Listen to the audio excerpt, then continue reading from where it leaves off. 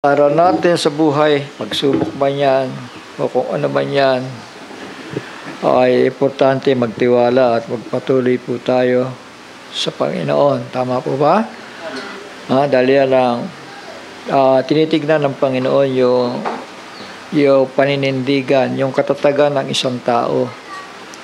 Kung paano niya talaga panghahawakan ang mga pinangako ng Panginoon, ano? Yung mga nakasulat. Shall we say amen? Kasi sabi nga ni isang awit, na others accept it because it is new, di ba? But not very many expect to go through. So yun. Marami talagang natutuwa, nagagalak sa bagong mensaheng ito. Pero hindi lahat sila ay maninindigan o tatayo. Yun lang, talagang may pagmamahal sa katotohanan. So yun po. So say amen. Salamat sa Panginoon at ihanda na niyo yung mga sarili. Kung may pagkakataon kayo para masabi nyo sa akin, kung willing kayo sumama o willing kayo na makasama para masabihan ko sila bago kami umalis doon, papunta ni Brother Johnson. Pasensya na kayo kasi biglaan ito, kaya ayaw ko naman kayong biglain din. Kailangan may announcement bago tayo sama-samang pupunta doon. O kaya'y magpe-prepara na sila naman ang pupunta dito. Dahil ang usapan nung nakaraan di kasi dito natapos, di ba? Ang usapan pupunta tayo lahat doon, di ba? Susunod na buwan o ilang panahon. Pero dahil nagpatayo siya ng simbahan doon na hindi pa nagagawa yata, hindi matuloy-tuloy tayo makapunta doon. Kaya ayun, medyo sabi ko tanungin ko na lamang kung ano ang kanyang plano. So yun nga, at yun na nga napag-usapan na pupunta muna. Sa isip ko si Johnson o kaya ako para mapag-usapan muna.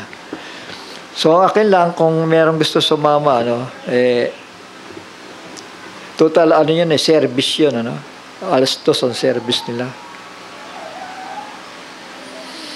Sige po. Maiksi lang yung gusto ko ibahagi sa inyo.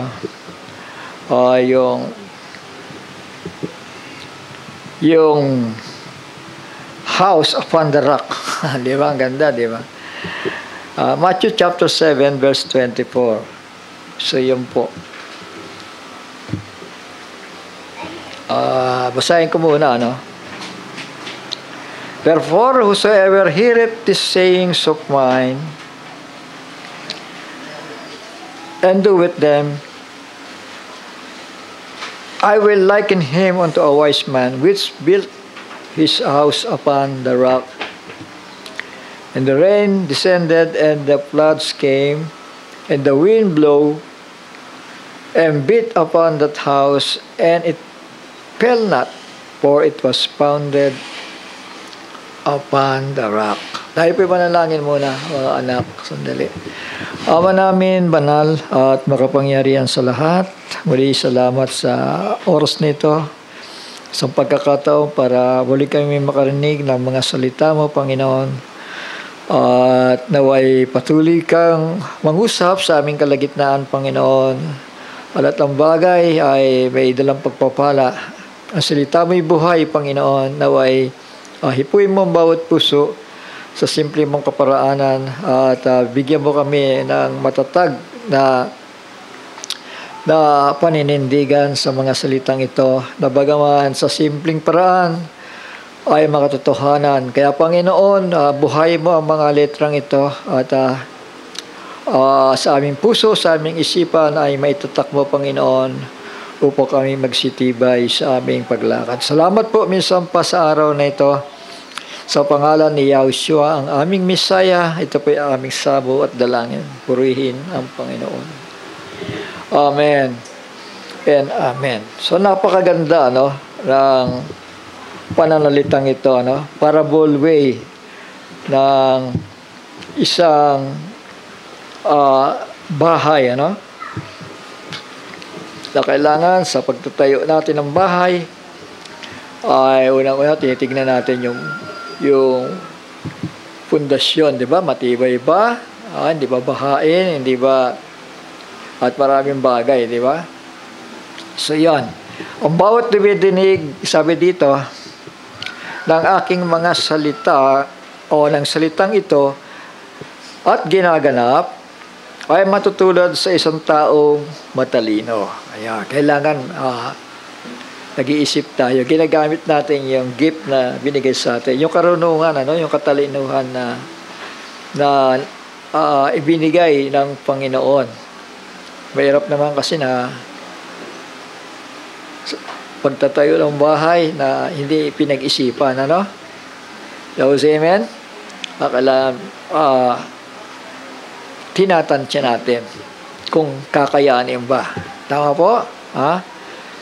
About tumidinig ng aking mga salitang ito at ginaganap ay matutulad sa isang taong matalino na itinayo ang kanyang bahay sa ibabaw ng bato at lumagpak ang ulan at bumaha at umihip ang mga hangin at hinampas ang bahay na iyon at hindi nabagsak sapagkat natatayo sa ibabaw ng bato. So yun ang kaparaanan.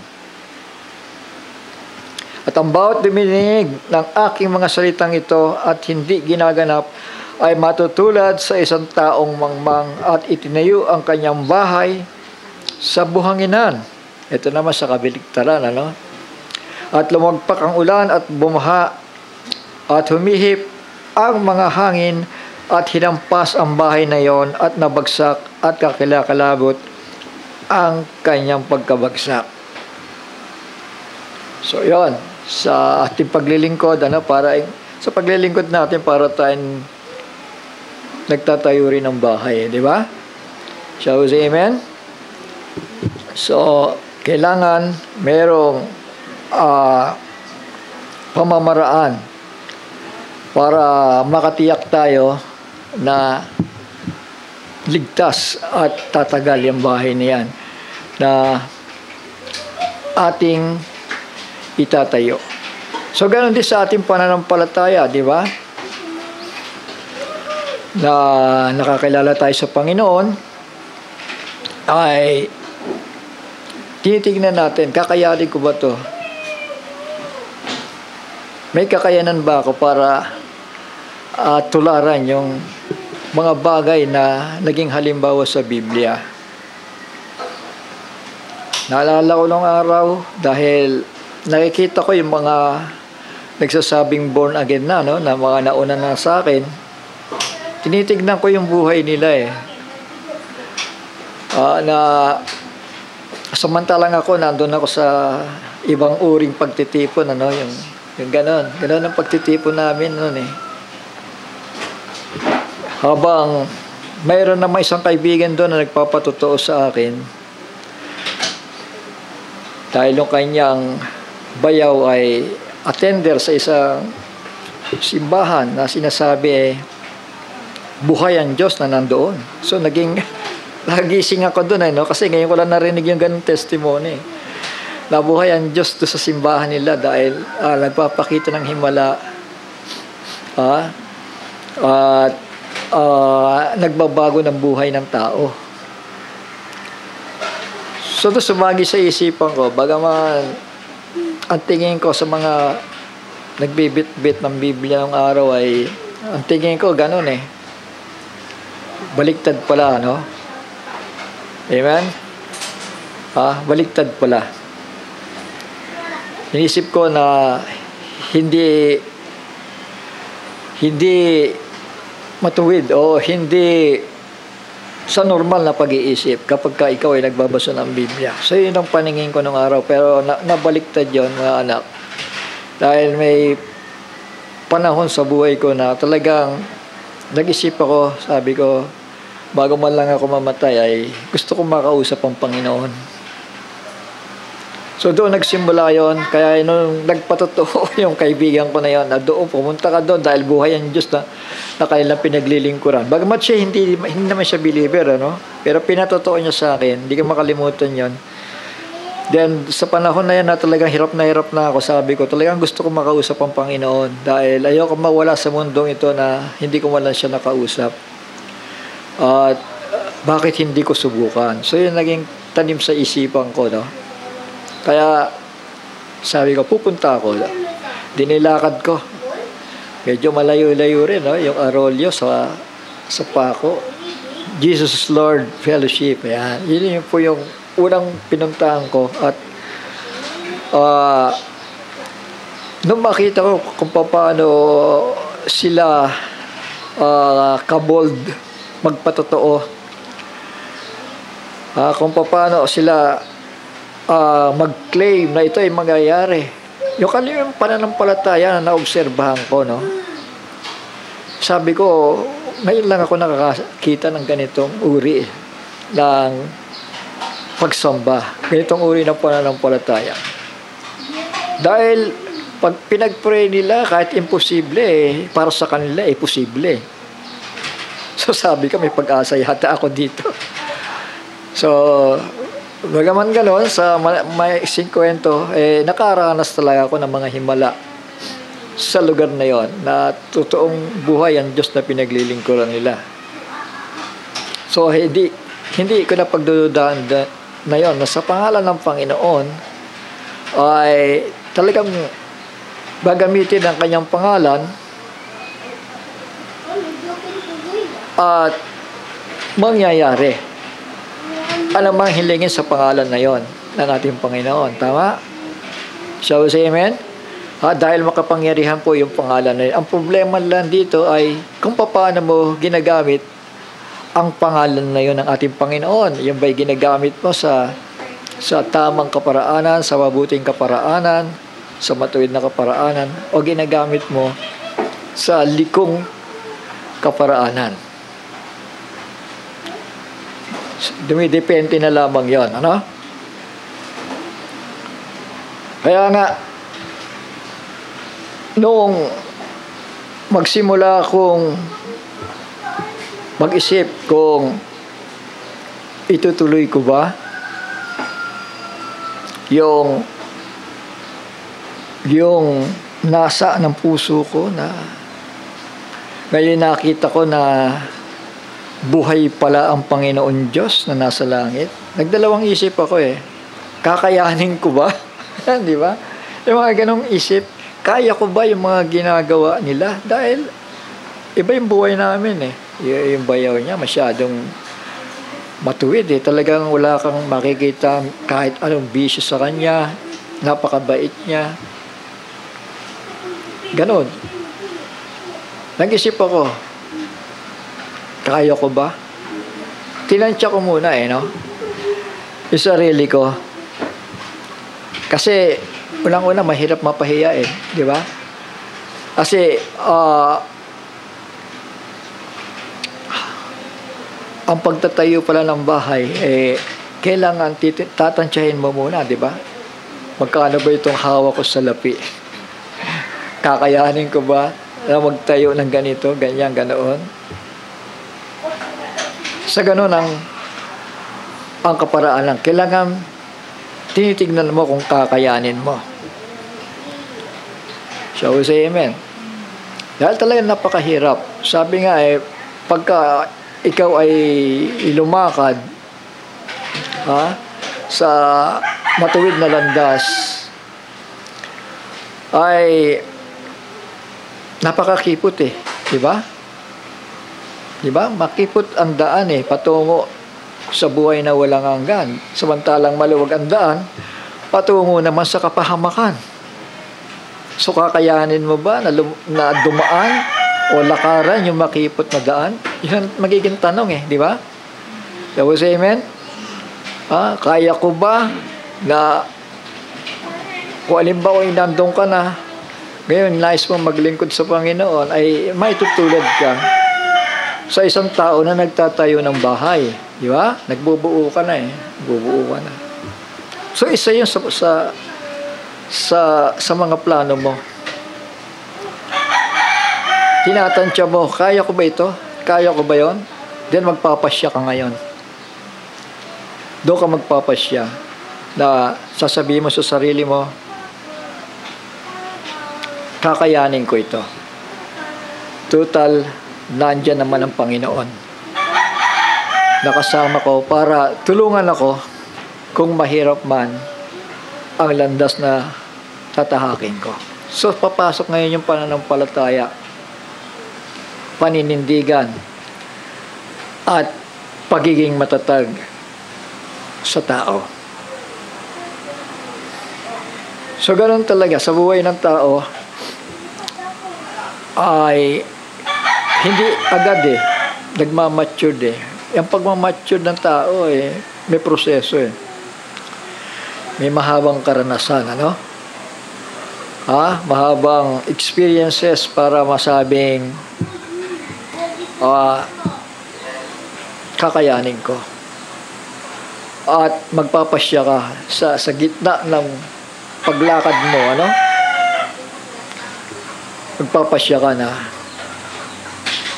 paninindigan ko, pangahawakan ko, susundan ko, susunod ako. At doon, mga anak, mga kapatid, yun ang tiyak ng katanggumpayan ng isang tao. Dahil marami na ako nakilala, ano? Miski nagpatotoo sa akin na buhay ang Diyos doon, hindi naman siya nagpatuloy Actually, doon dumating sa punto ng pagsubok sa buhay niya. Alam niyo kung ano nangyari? Yung Biblia mismo, itinapon niyang ganun sa ilog.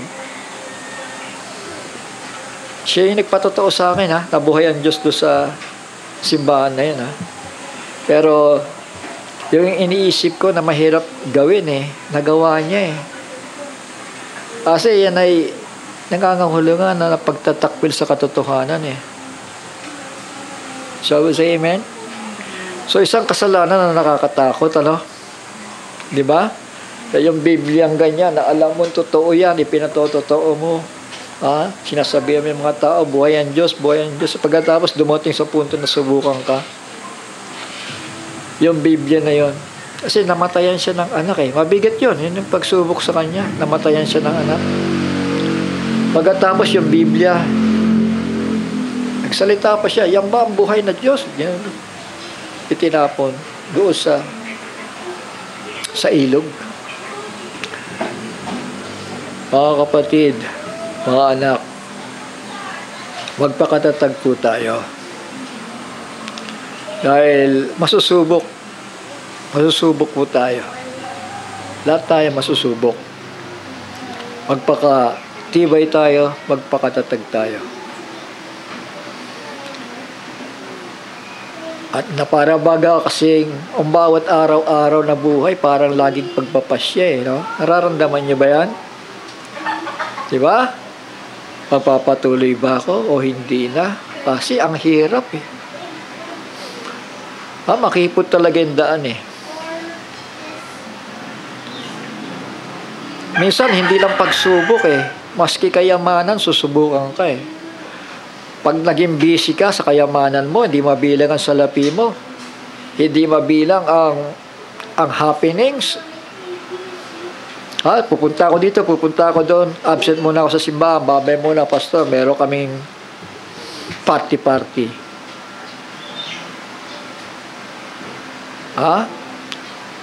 Hindi yan pagpapasya dahil nasubukan ka ng problema, no? Hindi, yan ang sumubok sa'yo, yung pleasure of this world. Yung nasusunod, yung will of the flesh. Ito. Ang ibig sabihin pala, iniisip lamang ng tao na siya ay lumalakad sa kalooban ng Panginoon. But in reality, lumalakad pa rin siya sa kanyang sariling laman. Sabi ng Panginoon, maliban na kalimutan ninyo ang inyong mga sarili. Pasanin ang aking cross, sumunod sa akin, at mag-aral kayo sa akin. Maliban yung mga bagay na yan, ay hindi tayo magiging karapat-dapat. Lahat tayo nagtatayo ng kanya-kanya nating bahay. Spiritual house sa Panginoon. Kaya sabi niya, ang bawat dumidinig ng mga salitang ito at ginaganap ay matutulad sa isang taong matalino na itinayo ang kanyang bahay sa ibabaw ng bato. At ang bato na yan ay si Kristo. Kailangan makatiyak tayo na ang tinutungtungan ng bahay na itinatayo natin, walang iba kung hindi yung pundasyon ng mga pundasyon, si Kristo. Shall we say amen? Dahil kung may pagdududa pa sa mga sarili natin,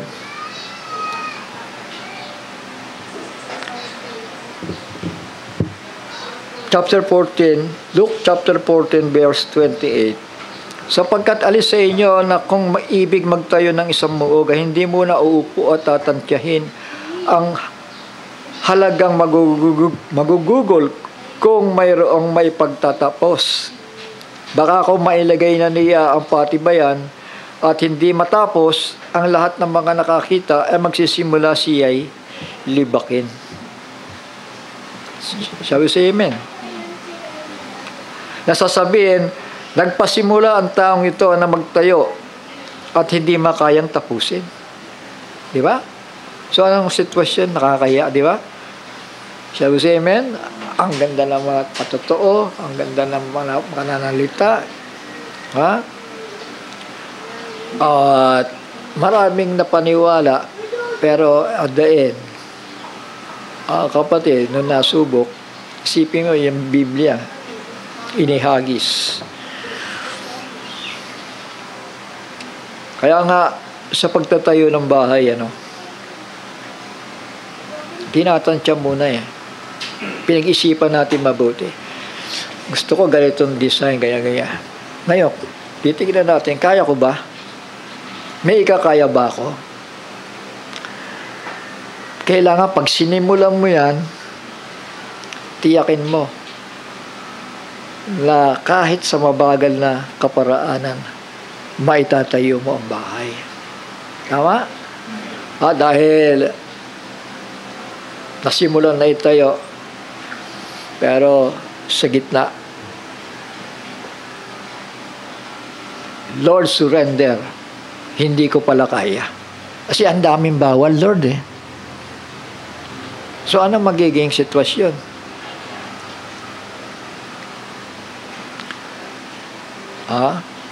Sabi nga dito, baka kung mailagay na niya ang patibayan at hindi matapos, ang lahat ng mga makakakita ay magsisimulang siya'y libakin. So, yun ang nakakahiyang sitwasyon, di ba? Shall we say amen? Nasasabihin, nagpasimula ang taong ito na magtayo at hindi na kayang tapusin. Kailangan may katiyakan tayo sa bawat pasya natin. Tagal kong inisip, Panginoon, kaya ko kaya? Kasi kaya ko kaya yung ginagawa nito? Kasi nag-arasal na nagdadasal yan. Nagpapatotoo. Dala ang Biblia kung saan pumupunta. Gumagawa ng mabuti, walang mga bisyo. Samantalang ako, sabi ko, kabaliktaran. Pero nung naramdaman ko na no choice, wala akong ibang pupuntahan. Kapatid. At isa pa, sira na rin yung buhay ko. Ang dami kong sakit Sabi ko sa sarili ko, wala na talaga. Wala lang pupuntahan to. Isa na lamang. So yon, mga anak, naglingkod ako sa Panginoon at nagliwanag Nagbasa ako ng Biblia, nagliwanag ang lahat. At may kakaibang kagalakan doon na parang gusto kong lumukso Bawat Bawat talata na binabasa ko, parang nangungusap na ganun. Sabi ko, buhay ang Diyos. Yung mga matagal na aral yung aral na hinahanap-hanap ko, hindi ko natagpuan eh. Kahit sa kaninong tao. Pero sa Biblia, ito yung nagturo sa akin eh, na lahat ng dapat kong lakaran. Pagpapakumbaba ang susi, mahirap talaga eh. Lumakad eh. Na naaayon sa katuwiran eh. Ang kailangan lang talaga, magpakumbaba at umasa sa Kanya na siyang may gagawin sa buhay natin. So, say amen. Wala kayong magagawa, sabi ng Panginoon, kung wala ako. Pero, kung magiging katulong natin siya, mga anak, at laging isasama natin sa buhay natin, tiyak na magagabayan tayo. Shall we say amen? Kasi sa pinakasimpleng bagay lang, alam niyo yan? Simpleng bagay, parang wala lang. Ito lang, kahapon nakaranas ako. Kasi may kinawa akong saksakan na yan, sakit ba tawag yan? Hindi ako makapag-desisyon, pare-pareho maganda, pero ito lang yung pera ko, ayokong gumasos ng malaki. Ano kaya ang pipiliin ko dito? Bit-bit ko yung 3 eh, sa bag kong ganun eh. Di ba, doon na lang sa counter. Doon ko lang iiwan. Kung ano yung hindi ko gusto, dahil tatlo to, 2 lang kailangan ko, ialisin ko lang yung isa. Bit-bit ko yung paikot-ikot ako. Ito. Sa madaling sabi, magbabayad na ako. Hindi, pinatesting ko muna kung ano yung tama doon sa 3. Nung pinatesting ko, 2 lang yung naiwan eh. Inasa yung isa. Dahil kinuha ko sa 3rd floor, bumaba akong gano'n para ipatesting ko. 2 na lang. Sabi ko, nasaan yung isa? Ay, hindi na pala ako kailangan mag-isip kung sinong pipiliin ko dito eh. Mga simpleng bagay, mga anak. Sabi sa amen. Patulad nangyari kay mama na nakaraan, hindi nga niya nakuha. Yung nakakuha ng bahay, pinagawa na niya. Nung patapos ipagawa, binalik din kay mama. So, all things work together for good, di ba? Hindi na siya mapagod na, oy, ganyan gawin nyo, bumili kay materials. Hindi na napagod di ba? Dahil pinagawa na nung tao na yon. Pero nangyari, ibinalik pa sa mama. Sa mama ninyo. Yung pagkakasala. Kaya, sa simpleng bagay may ginagawa ang Panginoon di ba? Huwag tayong mawawala ng tiwala. Kasi inahanap niya yung tiwala di ba? Shall we say amen? Si Sarah nga ng pangakuan nung marinig niya pala yung anak, sabi ng anghel kay Abraham, yung asawa ay manganganak na isang lalaki, ay maglilihi at manganganak ng isang lalaki. Si Sarah nagtatawa di ba? Nagalit sa kanyang Panginoon. Nandoon siya, nagtatago. Kaya sabi doon bakit tumatawa si Sarah? Alam pala, kahit nagtatago siya. Isabihin, wala siyang tiwala. Wala siyang tiwala.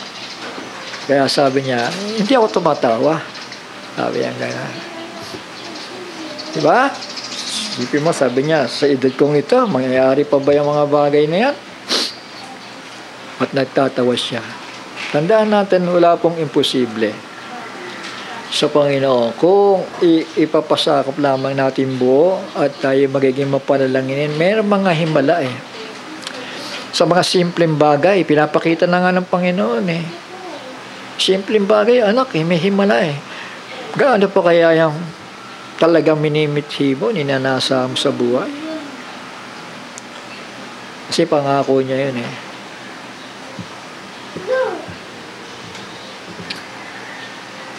So yan, ayun sa inyo,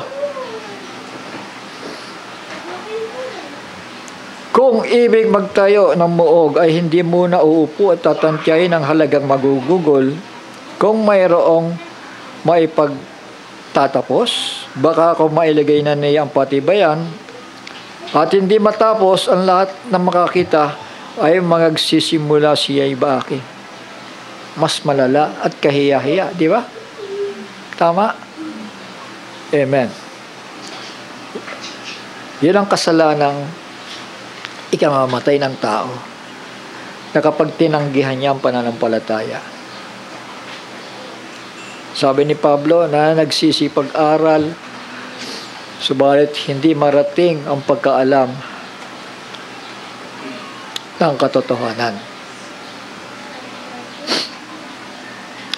Nasasabihin, nagpasimula ang taong ito na magtayo at hindi nakayang tapusin. Mga kapatid,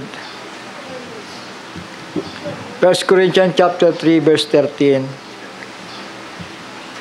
ang gawa ng bawat isa ay mahahayag, sapagkat ang araw ang magsasaysay, panahon ang magsasaysay. Shall we say amen? Bagaman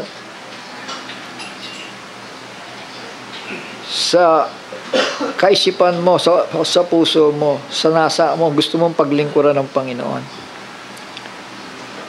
lumakad ka sa pasimula. Pero sabi dito, ang gawa ng bawat isa ay mahahayag. So susubukan pa rin ng tao, di ba? Sabi siya, amen? Gusto natin lumakad, gusto natin maglingkod sa Panginoon. Pero may proseso eh. Hindi naman ganun kadali eh, di ba? Tama? Na ibig sabihin, nagawa ko na. Salamat, tagumpay, may buhay ako na walang hanggang, kasama ako sa rapture. Hindi naman ganun kadali yun eh, di ba? Ibig sabihin, ang tao, pagsisikapan niya yung bagay na gusto niya marating.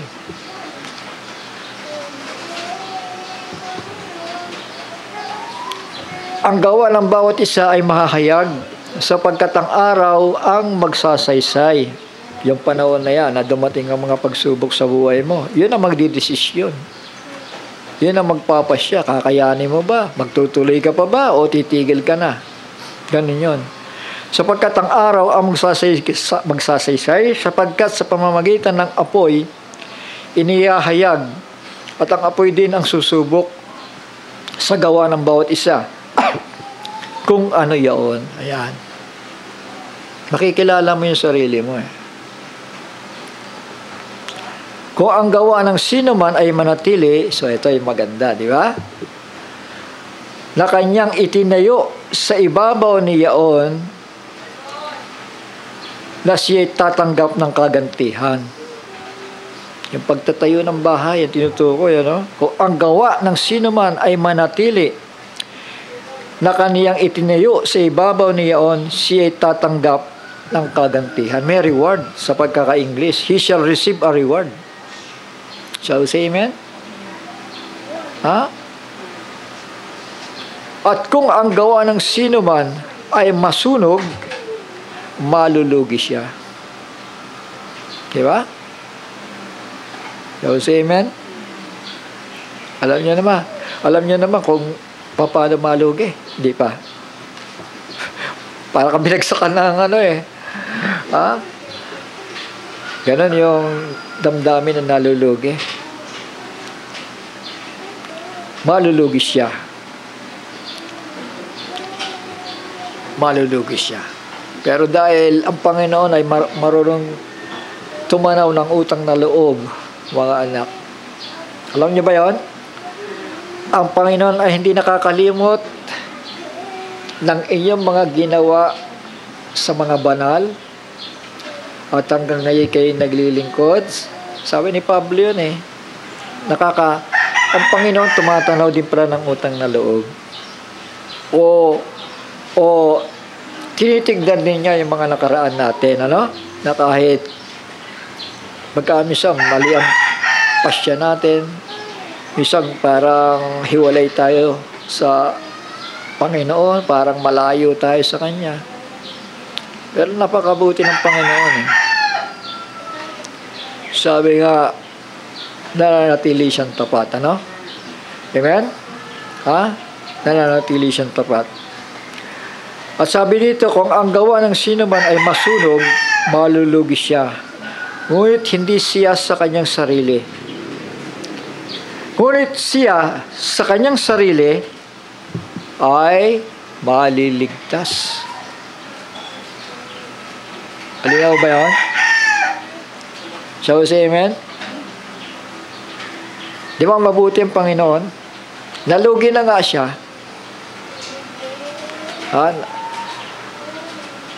Nagka tisod-tisod na nga siya. Nadapa na nga siya. At halos hindi niya nakaya pang magpatuloy. Mga kapatid, ibig sabihin, yun ang ibig sabihin na nasunog, parang nawala eh. Asan na yung pundasyon? Asan na yung tinatayo dito? Nawala na. Nasunog na yung bahay. Sabi ni Pablo, malulugi siya, ngunit siya sa kanyang sarili ay maliligtas. So, ganon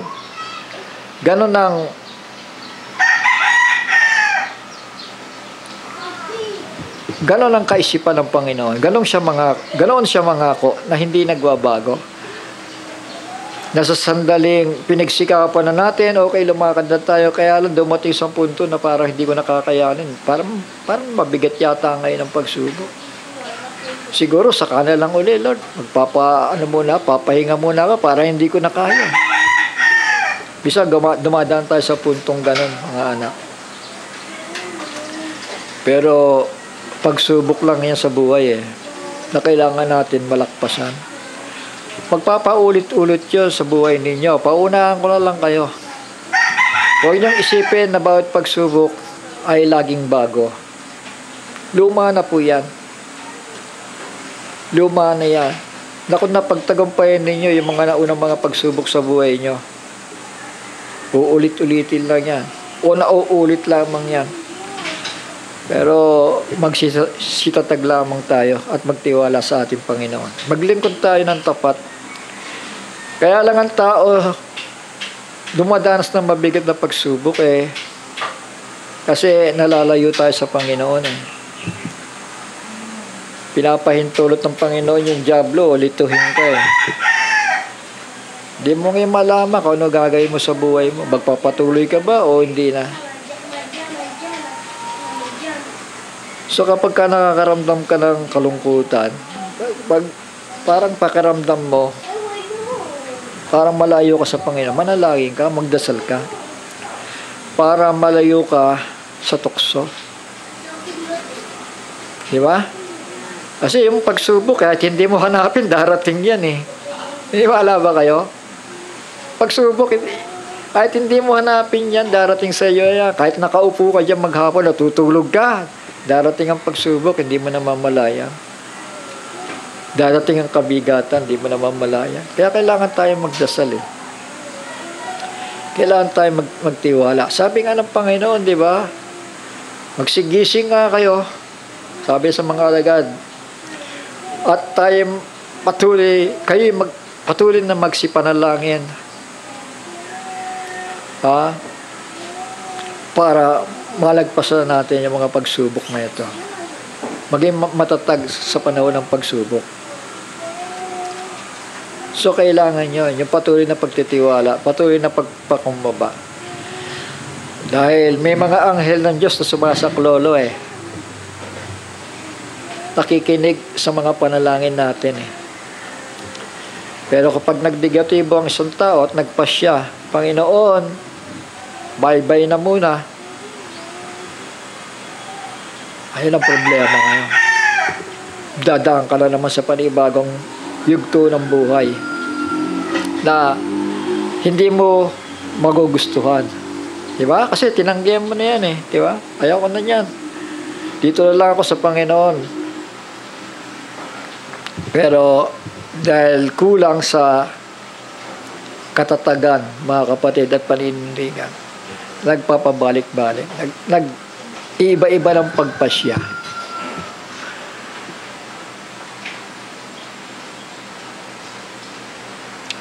Pero napakabuti ng Panginoon dahil sabi niya dito, siya ay malulugi. Ngunit siya sa kanyang sarili ay maliligtas.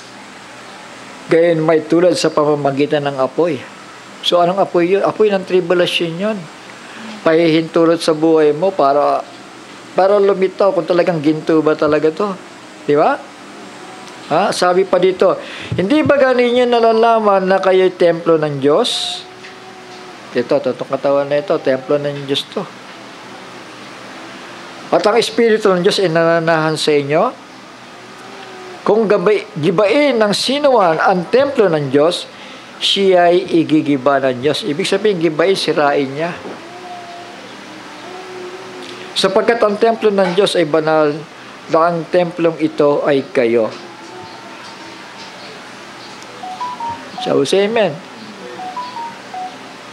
Sabi ng Panginoon, huwag niyong dudumihan ang aking templo. Tayo yun eh. Tama. Kayo yung mga nilinis na, sabi ng Panginoon. Kayo pinabanal ko na, sabi ni Pablo.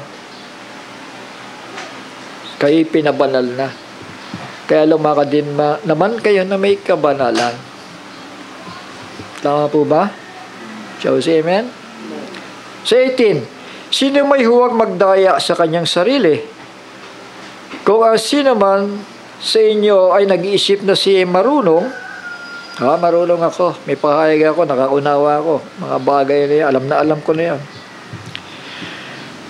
Kung sa inyo ay nag-iisip na siya marunong, sa kapanahon ng ito, ay magpakamamang siya upang siya maging marunong. Sabi doon, huwag daw magdaya sa kanyang sarili. Na kung sino man sa inyo ay nag-iisip na siya marunong. So, kailangan magpakumbaba pa rin. Huwag pa kamangmang siya upang siya ay maging marunong.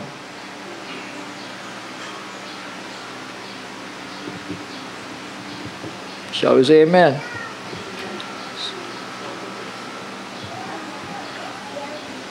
Sa 21, kaya't huwag ipagmapuri ninuman sa mga tao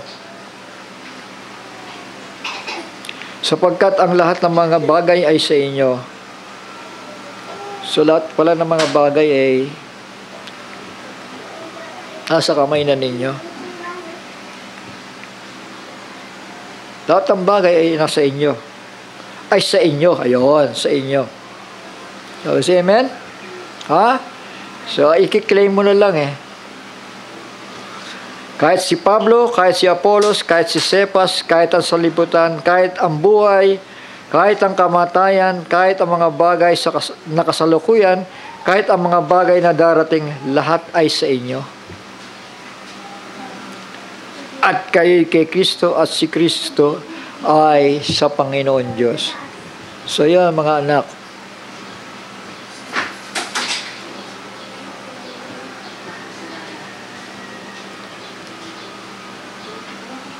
Wala tayong dapat pagdudahan.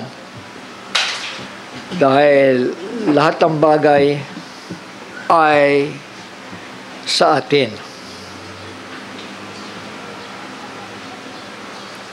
Tiyakin lamang natin kung ano bang uri ng bahay na tinatayo natin. Ano? Yun ang maganda. Dadapot. 1 Corinthians chapter 3 verse 12, dadapat kung ang sino man magtayo sa ibabaw ng pinagsasaligang ito ng ginto, pilak, mga mahalagang bato, kahoy, tuyong dayami. Alam nyo, sa lahat ng ito, no, kapag nagtayo ka ng bahay, kung ako magtatayo ng bahay, doon ako sa dalawa eh. Pilak o kaya ginto eh, di ba? O kaya ginto lang eh, di ba? Tama? Amen? Dahil yung the rest, yung ito yung kahoy at yung dayami, nasusunog yun eh, di ba? Shall we say amen? Ibig ko sabihin, kung maglilingkod ka sa Panginoon, lubos-lubusin mo na. Ayusin mo na yung bahay, tama?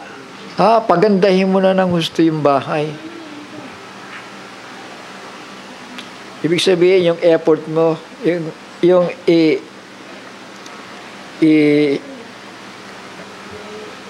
yung ginagawa mo para mapaglingkuran ng Panginoon, lubos-lubosin mo na.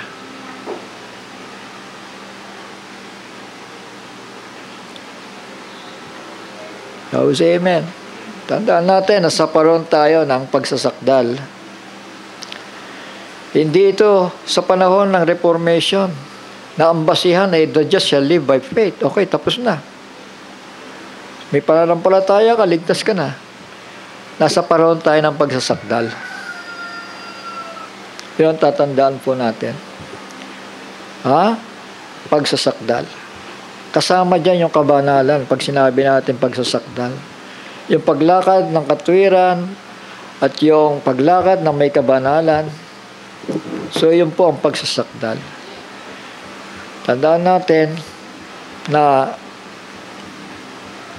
mabigat ang magiging kaparusahanan kung hindi tayo kung magdududa tayo sa pangakong rapture. Natutulad tayo kay Israel. Dahil ang maiiwan sa rapture, itatapon niya sa outer darkness. Alam niyo, outer darkness, kung ano yung sasapitin ni Israel, yun ang outer darkness. That is the Great Tribulation period. Isang bagay na sinisikap natin takasan. Shall we say amen? So yan, kasama natin ang Panginoon. Magpakumbaba tayo sa Kanya. Kung tayo may mga kasalanan, mga pagkukulang sa mga nakaraan, sikapin natin na sa bawat araw talikuran natin yung mga bagay na yan. Pagsisihan natin.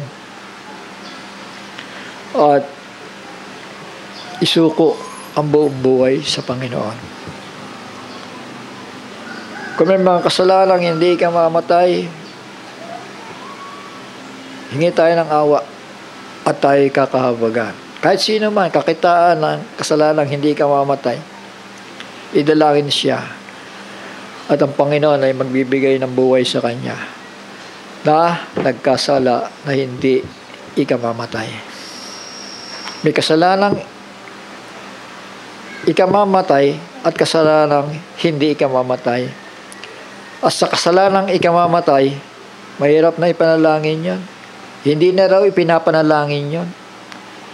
Kapag ang tao ay may isang reaksyon na parang tila baga imposible na maibalik pa siya sa Panginoon Diyos, ano? Shall we say amen? Kunin mo yung Biblia, magsalita ka ng hindi maganda, tapos itapon mo yung Biblia na yun. Naku. Kasalalang ikamamatay. May kasalanang hindi na pinapatawad Yung makapagsalita ka lamang na hindi mabuti sa banal na espiritu ng Panginoon, wala raw kapatawaran yung mga ganong uri ng kasalanan. Pagkaminsan, kung makagawa tayo na hindi mabuti, talagang dahil dito sa contradiction to sa espiritu natin Ito laman na ito Kaya wala nga makakapagmana ng kaharian ng langit. Walang laman na makakapagmana. Kaya kailangan siyang palitan Yung mga ganong bagay ay pwede ka pang mapatawad ng Panginoon. Shall we say amen? Praise the Lord. At naunawaan tayo ng Panginoon yung ating mga kahinaan. Lumakad po tayo na kalugod-lugod sa Kanya. Tandaan natin, malapit na ang pag-agaw. Malapit na ang rapture. Sasalain ang bawat bahagi ng iglesia. Ang bawat bahagi ng simbahan. Kung sino ba mapapasama? Sasalain yun. Without holiness, no man can see the Lord. Tandaan po natin yan. Magpailalim po tayo sa Kanyang kamay at maglingkod tayo na may katapanan. Maski sa maliliit na bagay, tinitignan niya ng Panginoon. Pinupuntuhan tayo. Tawag siya, amen? Ha? So, hindi na po biro. Mga anak, ariyan na yung mga palatandaan. At kung naunawaan natin ang mga bagay-bagay, mapagpahayagan tayo ng Panginoon. Ibig sabihin, may chance yan na tayo mapapasama sa rapture.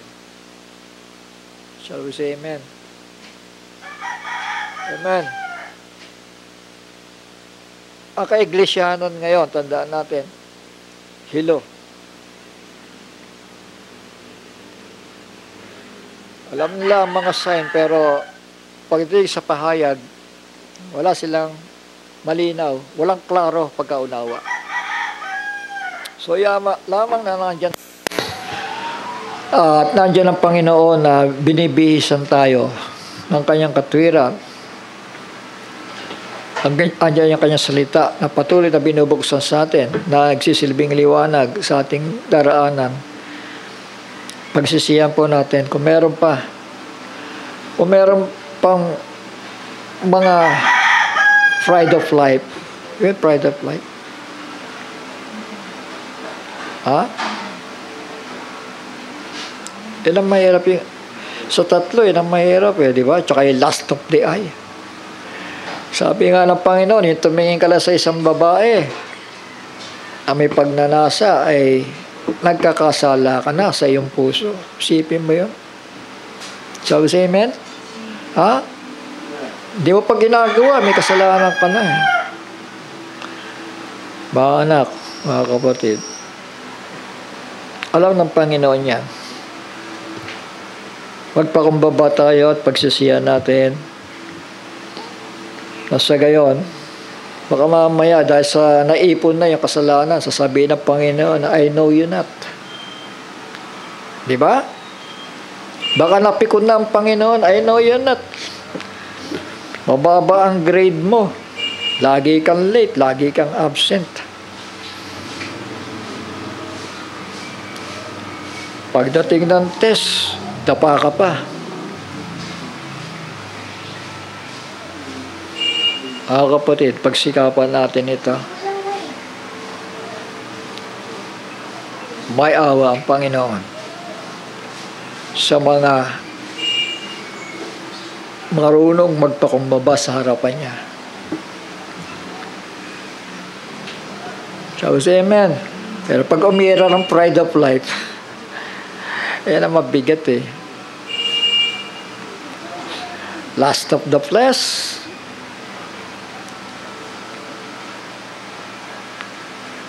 lust of the eyes, pride of life. Ayaw ng Panginoon yon. Huwag natin lalakaran yan. Shall we say amen? So, magpapatuloy ba tayo? Masikip ang daan patungo sa buhay na walang hanggan, mga anak. Pero maluwag ang daan patungo sa kapahamakan. So, piliin natin yung mahirap, masikip na daan. Pilitin natin. So, say amen. So, piliin natin yung ating mga sarili. Yan ang kaaway mo, yung sarili mo. Pag hindi mo sinupil yan, magkakaproblema ka. So, say amen. Hindi lang ngayon. Pati sa hinaharap, magkakaproblema ka. Purihin ang Panginoon. Sige po, mga anak. Nais ng Panginoon na yan natin ang ating mga sarili. Dahil siya nagmamahal sa atin. Ayaw niya tayo mapapahamak. Ayaw niya na tayo dumanas ng mga kapighatian sa buhay. Ang gaganda ng buhay natin. Sabi sa amen. Wala tayong sakit, wala tayong karamdaman. Ayan lang ang mga pagpapala, ang gaang ng buhay. Ewan ko ba, may mga ilan na kung kailan pinagpapala saka nalalayo sa Diyos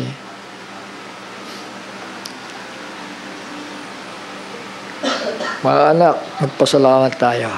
Mga kapatid, dahil yung totoong kayamanan, sabi nga yung kalusugan diba? Ito, wala kang sakit, pasalamat mo na yan.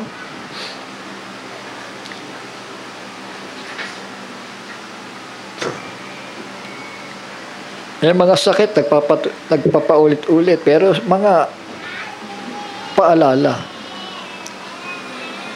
na kailangan lamang itama natin ang sarili natin para nasa gayon matupad yung sinasabi doon. They that wait upon the Lord shall renew their strength. So yun, magpanibagong lakas tayo sa Panginoon. Habang may mga panahon pa. Alam naman natin yan, yung panahon na yan na darating. Tandaan ninyo, kapag naitayo na ang templo, yan na yun. Yan na yun. Nag-iintay na. So yun, pasalamat natin ang lahat ng ito, mga anak. Ay ng Panginoon na lumakad tayo ng tulad sa mangmang, kundi tulad sa isang matalino. Nagtatayo ng bahay sa bato. Shall we say amen? Shall we say praise the Lord? Sa bato tayo magtanim. Sa bato ng pahayag ni Kristo. Amen? Sige, purihin ang Panginoon at salamat sa Kanya sa mga salitang ito. Tayo manalangin sandali. Ama namin banal at makapangyarihan sa lahat. Minsan pa kami nagpapasalamat sa mga salitang ito na kaming napakinggan. Panginoon, naway tulungan mo kami. Kung kami may dumadanas ng mga pagsubok, kabigatan sa buhay, o pagkalito man, Panginoon, naway tulungan mo kami na magsitatag at panghawakan ng mga pangako. Opo, Panginoon, sapagkat kami walang magagawang anuman kung hindi ka namin kasama sa buhay namin. Hindi namin kayang tanggihan ang mga katotohanan ito, Panginoon. Na naway, ikaw na po ang bahalang kumilos sa aming mga buhay. Ipagpatawad mo ang aming mga sala, aming mga pagkukulang. Tulungan mo kami sa aming pagpipumilit, sa aming pagsusumikap, Panginoon, upang patuloy na tumayo at paglingkuran ka na may katapatan. Amang banal, maraming salamat sa araw na ito.